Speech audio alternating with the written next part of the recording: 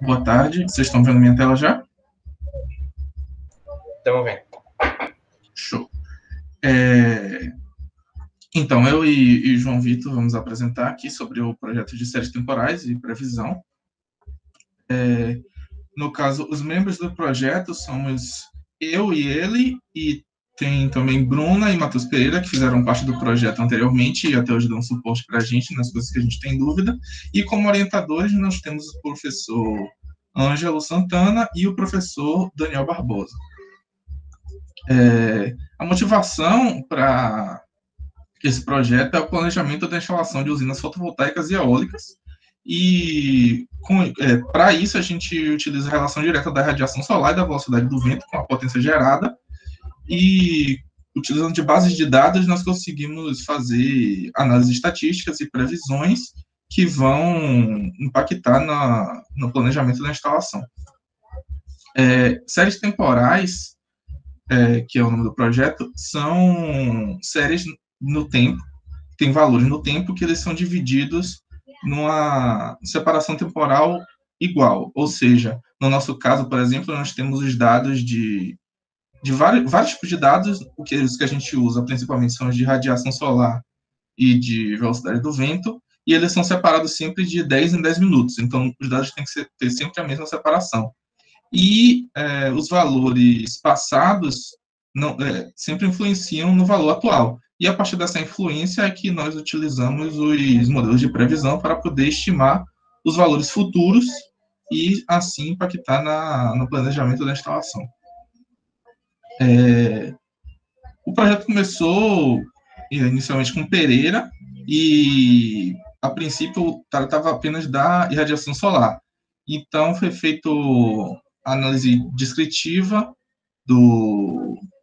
dos dados e tal, foi feita a distribuição de frequência.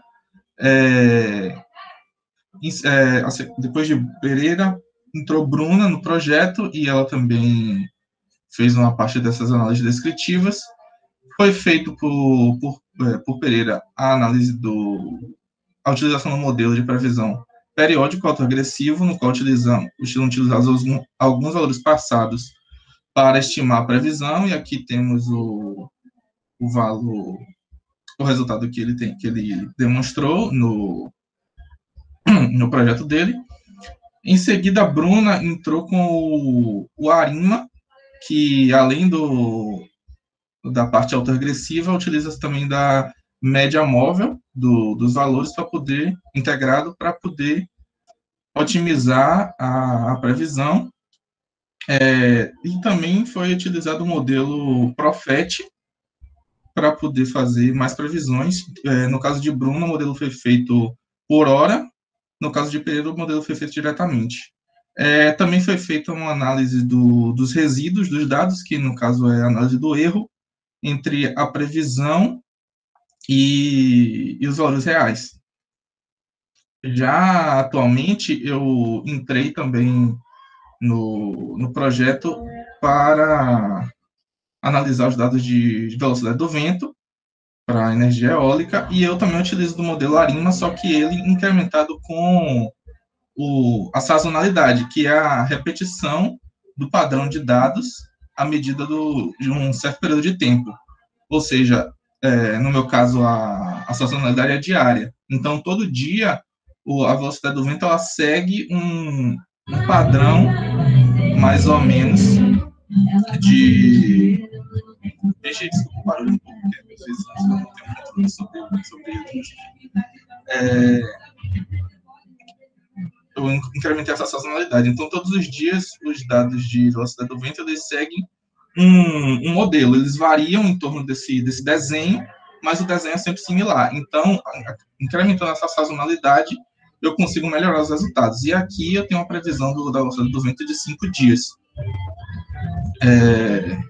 Atualmente, eu tenho tentado fazer modificações nos parâmetros do modelo para que essa previsão seja incrementada, porque, como vocês podem ver aqui em preto, temos os valores reais, em verde, o valor previsto. Então, ele segue o desenho, mais ou menos, só que o ajuste fino ainda está bastante precário. Então, eu tenho atualmente tentado modificar os parâmetros do modelo para que esse ajuste fino fique melhor.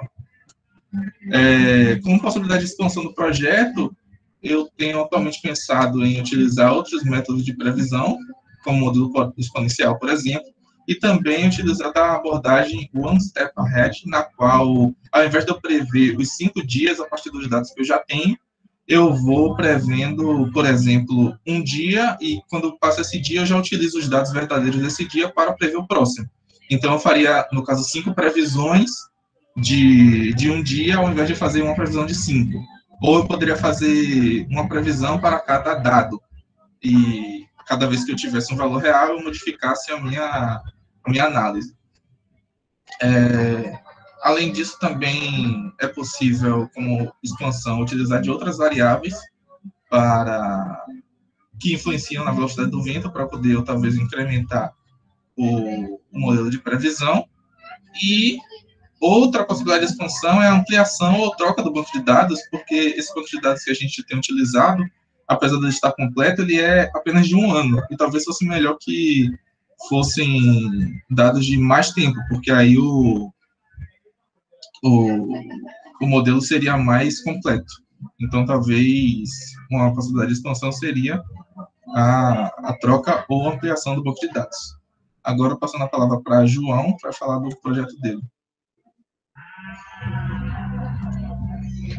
Boa tarde, pessoal. Todo mundo consegue me ouvir? Massa. Bem, meu nome, eu sou João, como o Alice falou, né? Junto com ele, eu faço parte do projeto de séries temporais. Esse daqui é meu foco, no caso, é a aplicação desses conhecimentos à área de radiação solar, né? E eu vou falar aqui bem rapidinho sobre o que tem sido feito, no que consiste a minha pesquisa, que, na verdade, é basicamente a utilização da abordagem de aprendizagem de máquina, mais especificamente, né, o algoritmo da SVM, para a gente poder fazer a previsão de perfil de radiação solar. Né? E o que é isso? Como é que funciona isso? A SVM, que em português significa máquina de vetor de suporte, ela é o que a gente chama de aprendizado de máquina supervisionado. O que isso quer dizer? Então, assim, no nosso caso, como o Márcio falou, a gente tem um banco de dados que foi construído ao longo de 1 ano, em que durante esse período foram feitas medições, né, através de sensores de diversos fatores, que a gente vai chamar aqui de variáveis preditoras. E citando aqui alguns exemplos, a gente tem medição de temperatura ambiente, temperatura na superfície das placas solares, pressão atmosférica e umidade relativa do ar.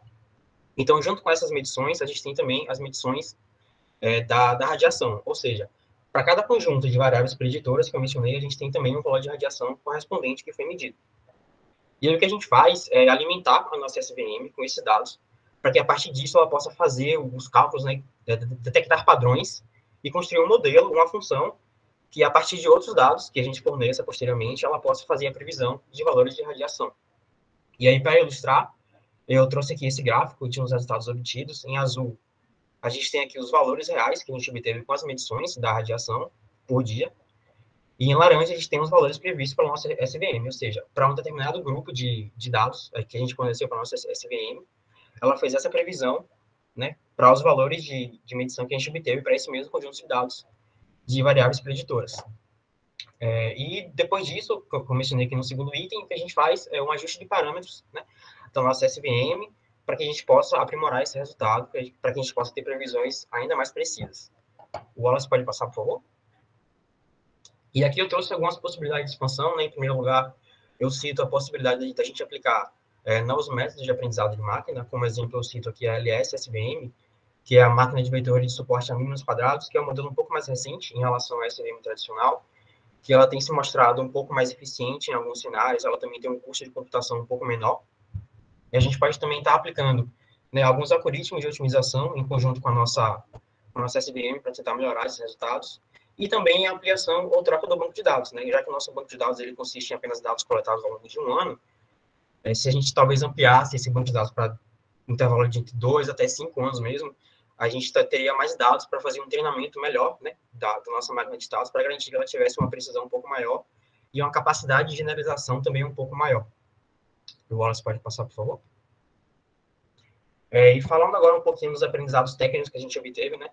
Eu acho que a primeira coisa que vem em mente para a gente mencionar, sem dúvida, é o conhecimento que a gente adquiriu e vem adquirindo nas linguagens de programação que a gente tem utilizado. No caso do Wallace, ele tem trabalhado muito com R, que é uma linguagem de programação muito utilizada para estatística, análise de dados em geral. No meu caso, estou trabalhando com o Python, que é uma linguagem de programação que imagino todo mundo que conhece já tem ouvido falar, que é uma linguagem muito utilizada em diversas áreas, diversas aplicações. Os conhecimentos também que a gente teve que buscar, né, sobre ciência de dados, já que é de extrema importância para o que a gente tem feito, que a gente saiba trabalhar e manipular bancos de dados. Até porque, antes da gente usar as técnicas de previsão que a gente tem utilizado, é preciso que a gente faça todo um pré-processamento dos nossos dados, né? A gente faça um tratamento de dados, buscando, por exemplo, por pontos faltantes ou pontos fora da curva, que são algumas coisas que a gente tem que filtrar para que elas não afetem o nosso resultado, não prejudiquem a nossa previsão final. Tem também, obviamente, né, as técnicas de modelagem e previsão em si, como o SARIMA, que o Wallace mencionou, e no meu caso, o aprendizado de máquina, que, enfim, são coisas que hoje em dia elas estão sendo aplicadas também em muitas áreas. A aprendizagem de máquina, a gente pode dizer que é uma categoria de inteligência artificial, né? Então, assim, ela tem aplicações em diversos segmentos. Então, conhecimentos que realmente vão ser muito úteis para a gente. E falando aqui sobre os aprendizados pessoais, eu acho que é muito importante a gente mencionar a independência que a gente deve adquirir, né? Como o Sandy falou muito bem no início da apresentação, no início do seminário, né? E na busca por soluções, né, os problemas e os impasses que a gente encontra ao longo do processo, porque, obviamente, a pesquisa científica, ela é feita com base na busca por conhecimentos ainda não consolidados, né? Então, assim, as respostas às perguntas que a gente vai ter durante o processo, elas muitas vezes não são fáceis de atingir. Então, não sei, pegar um livro sobre o assunto, até porque às vezes não existe um livro sobre o assunto que você está tratando, né? Então, assim, é algo que existe muito mais esforço, muito mais empenho e, com certeza, exige muito mais tempo da gente. E é um trabalho em grupo também, que apesar de eu e o Wallace, a gente não está trabalhando diretamente juntos, né?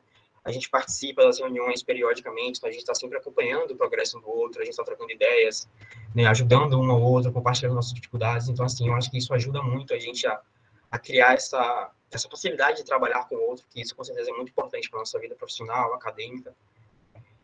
E a realidade da pesquisa científica, né, que às vezes a gente pensa que a pesquisa, ela pode seguir um ritmo assim constante, digamos assim, né? Mas na verdade não é bem assim que funciona.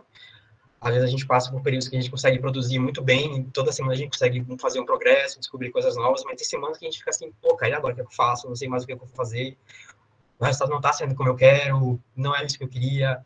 Então, assim, eu acho que é nessas horas de dificuldade que a gente realmente cresce como pessoa, como profissional, né, como estudante. E, então, assim, tem sido uma experiência muito enriquecedora, não só a pesquisa em si, mas participar do GCEP como um todo. Né, e eu acho que era isso que eu tinha para falar para vocês nesse tempinho curtinho. Muito obrigado aí por terem ouvido, e eu vou passar a palavra de volta a Milena. Qualquer dúvida, joga aí no chat, que no final a gente conversa.